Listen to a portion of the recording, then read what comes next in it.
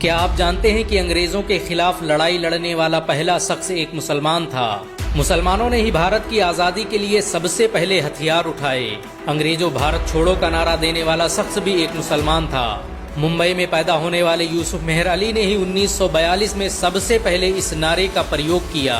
Simon go back का नारा भी यूसुफ मेहर अली ने दिया था। बहुत कम लोग जानते हैं कि मुसलमानों ने ही असहयोग आंदोलन की शुरुआत की थी। 1920 में खिलाफत आंदोलन के दौरान मोहम्मद अली जौहर और मौलाना अबुल कलाम आजाद ने सबसे पहले अंग्रेजी सामान का बहिष्कार करने की रणनीति बनाई, जो कुछ ही दिनों में पूरे भारत में फैल गई। असहयोग आंदोलन में मुसलमानों ने बढ़ चढ़कर हिस्सा लिया। भारत के सबसे बड़े शुगर व्यापारी हाजी सबू सिद्दीक ने अपनी शुगर फैक्ट्री पूरी तरह बंद कर दी। ये फैक्ट्री इतनी बड़ी थी कि इसके द्वारा बनाई गई शुगर पूरे इंग्लैंड में इस्तेमाल की जाती थी।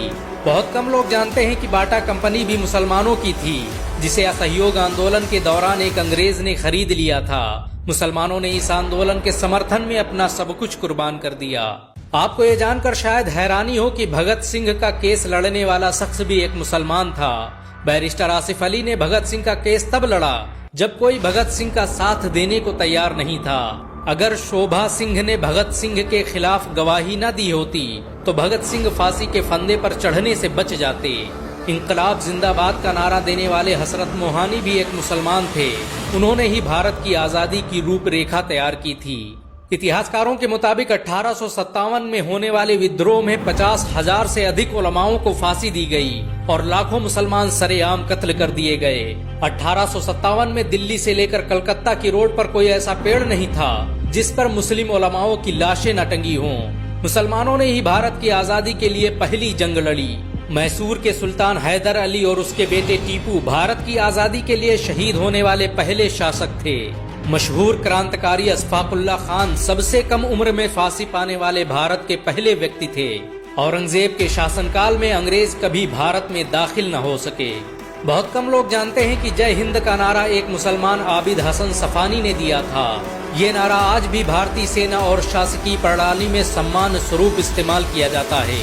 तिरंगे का निर्माण करने वाली सुरैया तैयब जी भी एक मुसलमान थी। उन्होंने ही भारत के राष्ट्रीय ध्वज को वर्तमान रूप दिया था। हैदराबाद में जन्मी सुरैया तैयब जी के जरिए बनाया गया तिरंगा आज भी पूरे भारत में लहरा रहा है। मुसलमानों ने भारत के लिए जो किया वो आज तक कोई नहीं कर पाया। कानपुर में पैदा होने वाले अजीमुल्ला खान ने ही मादरे वतन भारत की जय का नारा दिया था, जिसमें बाद में कुछ सांप्रदायिक लोगों ने माता शब्द जोड़ दिया। आपको ये जानकर शायद हैरानी हो कि भारत का पहला राष्ट्रीय गीत अजीमुल्ला खान ने ही लिखा था। बहुत कम लोग जानते हैं कि मौलाना कासिम नानोतवी ने दारुल उलूम देवबंद की स्थापना अंग्रेजों को भारत से निकालने के लिए की थी। इस मदरसे का मकसद देश में ऐसे नौजवानों को पैदा करना था जो भारत की आजादी में योगदान दे सकें। रेशमी रुमाल आंदोलन की शुरुआत करने वाले मौलाना महमूदुल हसन और मौलाना उबैदुल्ला सिंधी दारुल उलूम देवबंद के ही छात्र थे। मौलाना उबैदुल्ला सिंधी ने सुभाष चंद्र बोस के साथ मिलकर भारत की पहली अस्थायी सरकार की स्थापना की थी और वह भारत के पहले गृह मंत्री भी थे। आपको ये जानकर शायद हैरानी हो कि मौलाना महमूदुल हसन ने ही 1920 में गांधी को महात्मा का लक़ब दिया। उनका ये नाम इतना मशहूर हुआ कि गांधी पूरी दुनिया में महात्मा गांधी के नाम से पुकारे जाने लगे। महमूदुल हसन ने ही हकीम अजमल खान के साथ मिलकर 1920 में जामिया मिलिया इस्लामिया यूनिवर्सिटी की स्थापना की थी, ताकि भारतीय शिक्षा तंत्र को अंग्रेजों के चंगुल से आजाद करवाया जा सके।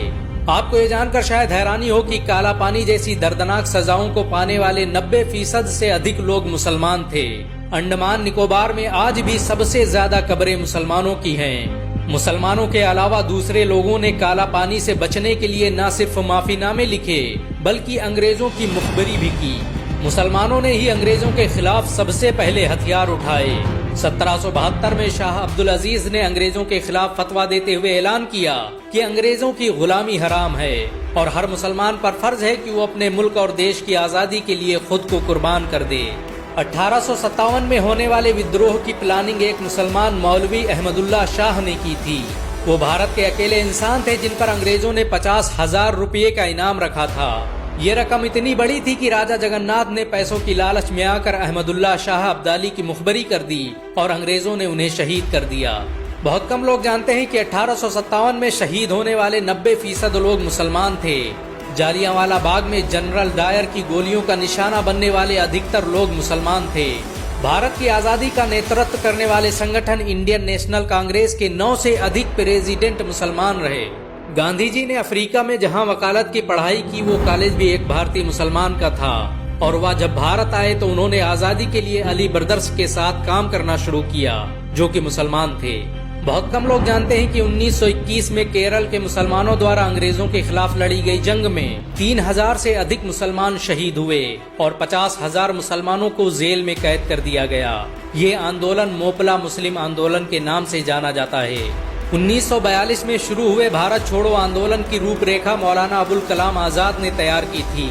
संविधान निर्माता डॉक्टर भीमराव अंबेडकर को पहचान दिलाने में मुसलमानों का बड़ा योगदान रहा। 1946 में जब भीमराव अंबेडकर दलित होने की वजह से इलेक्शन हार गए तो बंगाल मुस्लिम लीग ने उन्हें मुस्लिम इलाकों से इलेक्शन लड़ने की दावत दी। इस तरह भीमराव अंबेडकर संविधान सभा का हिस्सा बन सके। अगर मुसलमान भीमराव अंबेडकर को इलेक्शन न जिताते तो उन्हें कभी भारत का संविधान लिखने का मौका न मिलता। भारत की आजादी के लिए सबसे ज्यादा लेख, शायरी, गीत और किताबें मुसलमानों ने ही लिखी। अल्लामा इकबाल के जरिए लिखा गया सारे जहां से अच्छा आज पूरे भारत में गाया जाता है। देश के लिए शहीद होने वाला पहला पत्रकार मौलाना मीर बाकर एक मुसलमान था। भारत की आजादी के लिए मुस्लिम राजाओं और महाराजाओं ने अपने खजाने खोल दिए। कोलकाता के हाजी उस्मान सईद ने अपना सब कुछ भारत की आजादी के लिए कुर्बान कर दिया। हाजी उस्मान की अमीरी का अंदाजा इसी बात से लगाया जा सकता है कि 1920 तक कोलकाता में बनने वाला हर स्कूल और हर बड़ी बिल्डिंग उन्हीं की थी। कोलकाता के पहले सुपर स्टोर कैश बाजार की बुनियाद हाजी सईद ने ही रखी थी, लेकिन बाद में उन्होंने अपनी सारी दौलत देश को दान कर दी और खुद एक किराए के घर में रहने लगे। अमीर हमजा और यूसुफ हबीब मरफानी जैसे मुसलमानों ने अपनी अरबों रुपये की संपत्ति देश की आजादी के लिए दान कर दी। सुभाष चंद्र बोस द्वारा अफगानिस्तान में स्थापित की गई सरकार में 9 में से 5 मंत्री मुसलमान थे। भारत की आजादी के लिए देश भर में मौजूद मस्जिदों को किले की तरह इस्तेमाल किया गया। इन मस्जिदों में सुबह शाम हर वक्त भारत की आजादी के लिए ऐलान हुआ करते थे। आजादी के वक्त कोई मस्जिद ऐसी नहीं थी जिसकी दीवारों पर मुसलमानों का खून न लगा हो। इन सब के अलावा करोड़ों ऐसे मुसलमान हैं जिन्होंने भारत की आजादी और उसकी अस्मिता के लिए अपना सब कुछ कुर्बान कर दिया। सच तो ये है कि भारत की आजादी मुसलमानों के बगैर मुमकिन न थी। अंग्रेज कहा करते थे कि अगर मुसलमान न होते तो हम आज भी भारत पर राज कर रहे होते। अगर एक भारतीय मुसलमान होने के नाते आपको गर्व महसूस हुआ हो तो इस वीडियो को लाइक और शेयर जरूर करें। ऐसी और वीडियो को देखने के लिए हमारे चैनल को सब्सक्राइब करें, घंटा जरूर दबाएं।